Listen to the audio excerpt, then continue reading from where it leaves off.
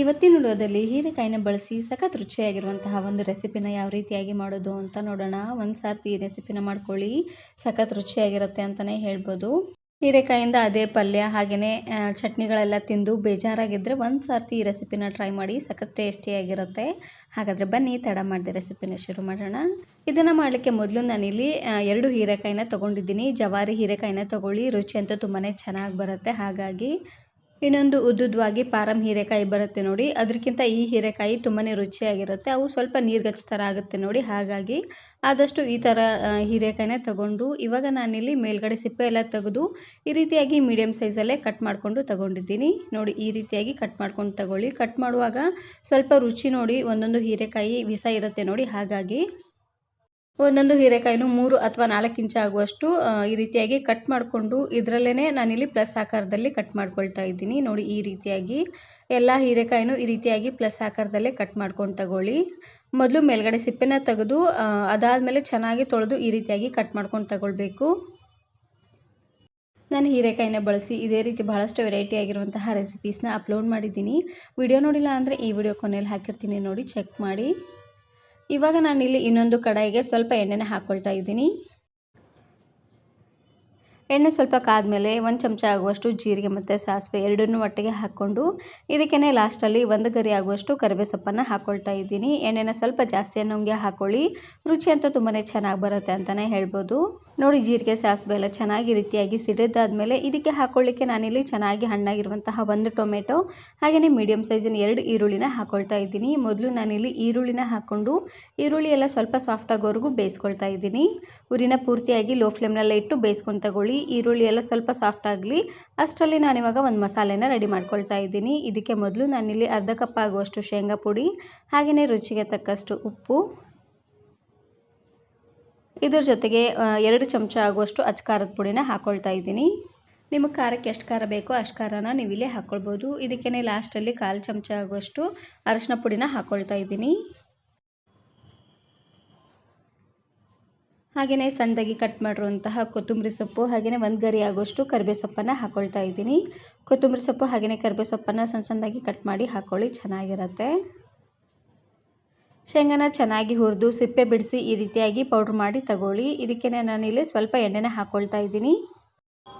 ಎಣ್ಣೆನ ಸ್ವಲ್ಪ ಜಾಸ್ತಿ ಅನ್ನೋಂಗೆ ಹಾಕ್ಕೊಳ್ಳಿ, ಯಾಕಂದರೆ ಇದು ಪುಡಿಯೆಲ್ಲ ಸ್ವಲ್ಪ ಎಣ್ಣೆಲೇ ಚೆನ್ನಾಗಿ ಕಲಿಸ್ಕೊಳ್ಬೇಕು ನೋಡಿ, ಹಾಗಾಗಿ ಇದು ಪೂರ್ತಿಯಾಗಿ ಒಟ್ಟುಗೂಡೋ ಥರ ಇದನ್ನು ಕಲಿಸ್ಕೊಂಡು ತಗೊಳ್ಳಿ. ಇದು ಪೂರ್ತಿಯಾಗಿ ಒಟ್ಟುಗೂಡ್ತಾ ಇಲ್ಲ, ಸ್ವಲ್ಪ ಪುಡಿ ಪುಡಿ ಥರ ಆಗ್ತಾ ಇದೆ ಅನ್ನೋ ಹಾಗಿದ್ರೆ ಇನ್ನು ಸ್ವಲ್ಪ ಎಣ್ಣೆನ ಹಾಕ್ಕೊಂಡು ಕಲಿಸ್ಕೊಂಡು ತಗೊಳ್ಳಿ. ಇವಾಗ ನೋಡ್ತಾ ಇರ್ಬೋದು ಈರುಳ್ಳಿ ಎಲ್ಲ ಪೂರ್ತಿ ಸಾಫ್ಟಾಗಿ ಚೆನ್ನಾಗಿ ಬೆಂದಾಗಿದೆ. ಇವಾಗ ನಾನಿಲ್ಲಿ ಟೊಮೆಟೊನ ಹಾಕ್ಕೊಳ್ತಾ ಇದ್ದೀನಿ.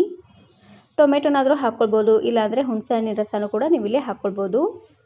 ಇದಕ್ಕೆ ನಾನಿಲ್ಲಿ ಸ್ವಲ್ಪ ಉಪ್ಪು ಹಾಗೆಯೇ ಅಚ್ಕಾರದ ಪುಡಿ ಸ್ವಲ್ಪ ಅರಿಶಿನ ಪುಡಿನ ಹಾಕ್ಕೊಳ್ತಾ ಇದ್ದೀನಿ. ಎಲ್ಲವನ್ನು ಸ್ವಲ್ಪ ಅನ್ನೋಂಗೆ ಹಾಕ್ಕೊಳ್ಳಿ, ಯಾಕಂದರೆ ನಾವು ಆವಾಗಲೇ ಮಸಾಲೆನ ಕಲಿಸ್ಕೊಂಡಿದ್ವಿ ನೋಡಿ, ಅದಕ್ಕೇ ಎಲ್ಲ ಪದಾರ್ಥನೂ ಹಾಕ್ಕೊಂಡಾಗಿದೆ. ಹಾಗಾಗಿ ಇದಕ್ಕೆ ಸ್ವಲ್ಪ ಅನ್ನೋಂಗೆ ಹಾಕ್ಕೊಂಡು ಚೆನ್ನಾಗಿ ಇದನ್ನು ಮಿಕ್ಸ್ ಮಾಡಿಕೊಂಡು ಟೊಮೆಟೊ ಎಲ್ಲ ಸ್ವಲ್ಪ ಸಾಫ್ಟ್ ಆಗೋವರೆಗೂ ಬೇಯಿಸ್ಕೊಂಡು ತಗೊಳ್ಬೇಕು.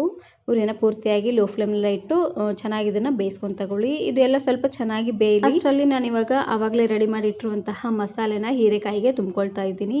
ಹೀರೆಕಾಯಿಗೆ ಸ್ವಲ್ಪ ಜಾಸ್ತಿ ಅನ್ನೋಂಗೆ ತುಂಬ್ಕೊಳ್ಳಿ. ಮಸಾಲೆನ ಚೆನ್ನಾಗಿ ಕಲಿಸಿದಾದ್ಮೇಲೆ ಸ್ವಲ್ಪ ರುಚಿ ನೋಡಿ, ಉಪ್ಪು ಖಾರ ಏನಾದರೂ ಕಡಿಮೆ ಅಂತ ಅನಿಸಿದ್ರೆ ಇನ್ನು ಸ್ವಲ್ಪ ಎಕ್ಸ್ಟ್ರಾ ಉಪ್ಪು ಖಾರನ ಹಾಕ್ಕೊಂಡು ಈ ರೀತಿಯಾಗಿ ಒಂದೊಂದೇ ಹೀರೆಕಾಯಿಗೆ ಸ್ವಲ್ಪ ಜಾಸ್ತಿ ಅನ್ನೋಂಗೆ ತುಂಬ್ಕೊಳ್ಬೇಕು. ಯಾಕಂದರೆ ಹೀರೆಕಾಯಿನ ಕುದಿಸುವಾಗಲೇ ಮಸಾಲೆ ಎಲ್ಲ ಹೊರಟೋಗ್ಬಿಡುತ್ತೆ ನೋಡಿ, ಹಾಗಾಗಿ ಸ್ವಲ್ಪ ಜಾಸ್ತಿ ಅನ್ನೋಂಗೆ ತುಂಬ್ಕೊಂಡು ತಗೊಳ್ಳಿ. ಒಂದು ಸಾರ್ತಿ ಈ ರೀತಿಯಾಗಿ ಹೀರೆಕಾಯಿ ಪಲ್ಯನ ಮಾಡ್ಕೊಳ್ಳಿ, ಸಖತ್ ರುಚಿಯಾಗಿರುತ್ತೆ ಅಂತಲೇ ಹೇಳ್ಬೋದು. ಚಪಾತಿ, ರೊಟ್ಟಿ ಹಾಗೆಯೇ ಅನ್ನದ ಜೊತೆ ಎಲ್ಲ ತುಂಬಾ ರುಚಿಯಾಗಿರುತ್ತೆ.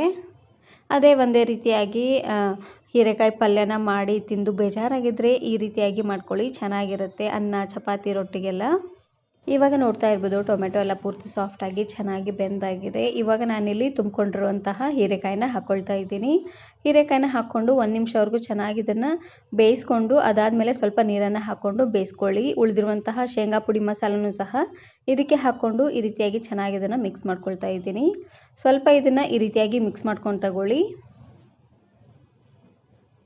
ನೋಡಿ. ಈ ರೀತಿಯಾಗಿ ಚೆನ್ನಾಗಿದು ಕುದಿ ಬಂದಾದಮೇಲೆ ಇವಾಗ ನಾನಿಲ್ಲಿ 3/4 ಗ್ಲಾಸ್ ಆಗುವಷ್ಟು ನೀರನ್ನು ಹಾಕ್ಕೊಳ್ತಾ ಇದ್ದೀನಿ. ನೀರನ್ನು ಹಾಕ್ಕೊಂಡು ಲೋ ಫ್ಲೇಮ್ನಲ್ಲೇ ಇಟ್ಟು ಚೆನ್ನಾಗಿ ಇದನ್ನು ಬೇಯಿಸ್ಕೊಳ್ಬೇಕು. ಉರಿನ ಪೂರ್ತಿಯಾಗಿ ಲೋ ಫ್ಲೇಮ್ನಲ್ಲೇ ಇಟ್ಟು ಒಂದು 10ರಿಂದ 15 ನಿಮಿಷವರೆಗೂ ಚೆನ್ನಾಗಿ ಇದನ್ನು ಬೇಯಿಸ್ಕೊಂಡ್ರೆ ಆಯಿತು. ಸಖತ್ ಟೇಸ್ಟಿಯಾಗಿರುವಂತಹ ಹೀರೆಕಾಯಿ ಪಲ್ಯ ರೆಡಿಯಾಗಿ ಹೋಗ್ಬಿಡುತ್ತೆ. ಇವಾಗ ನೋಡ್ತಾ ಇರ್ಬೋದು ಚೆನ್ನಾಗಿ ಕುದಿ ಬರ್ತಾ ಇದೆ. ಕುದಿ ಬರುವಂಥ ಟೈಮಲ್ಲಿ ಒಂದು ಸಾರ್ತಿ ರೀತಿಯಾಗಿ ಚೆನ್ನಾಗಿ ಇದನ್ನು ಮಿಕ್ಸ್ ಮಾಡಿಕೊಂಡು ಮತ್ತೆ ಮುಚ್ಚಳನ ಮುಚ್ಚಿ ಬೇಯಿಸ್ಕೊಳ್ತಾ ಇದ್ದೀನಿ. ಇವಾಗ ನೋಡ್ತಾ ಇರ್ಬೋದು ಚೆನ್ನಾಗಿ ಎಣ್ಣೆ ತೇಲಿ ಬರ್ತಾ ಇದೆ. ಹಾಗೆಯೇ ಹೀರೆಕಾಯಿನೂ ಕೂಡ ತುಂಬಾ ಸಾಫ್ಟಾಗಿ ಚೆನ್ನಾಗಿ ಬೆಂದಾಗಿದೆ. ಇಷ್ಟು ಬೆಂದರೆ ಸಾಕಾಗುತ್ತೆ. ನೋಡ್ತಾ ಇದ್ದೀರಲ್ವಾ, ಇಷ್ಟು ಸಾಫ್ಟಾಗಿ ಬೆಂದರೆ ಸಾಕಾಗುತ್ತೆ.